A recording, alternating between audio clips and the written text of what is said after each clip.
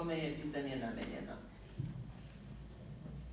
Again, this is not just about Kosovo. These are global issues. Janë më të vetëdijshme për paparazzi gjinore, që është shumë normale.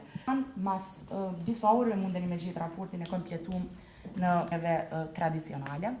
Po ashtu të shikohet distribucioni profesione pozitës së gruas në proceset e planifikimit dhe paqebërjes, diskriminim gjitha fushat e jetës, edhe politika nuk është përjashtë.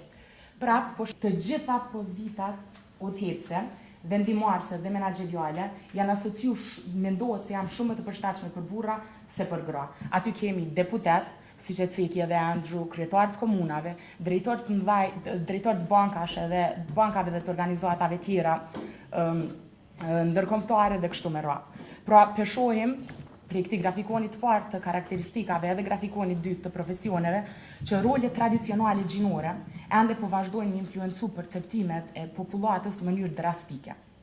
Edhe rolet tradicionale vazhdojnë me qenë pranuar në shoqërinë tonë. Në pyetjen se a mendojnë që burrat janë udhëheqës më të mirë apo gratë udhëheqës më të mirë, është kogja alarmuese me pa që 45% gjithë respondentëve mendojnë që burrat janë udhëheqës më të mirë se gratë. E kemi paraqit këtë pyetjen pa u jap ndaj detaj tjetër. Vetëm dallimi vetëm ka qenë me qenë gru apo me qenë burr. Dhe 45% mendojnë që burrat janë udhëheqës më të mirë. Është numër kogja i madh nëse e krahasojmë me 40% që mendojnë që gratë janë më të mira. One of the primary findings is that there are strong, persistent gender stereotypes in Kosovo.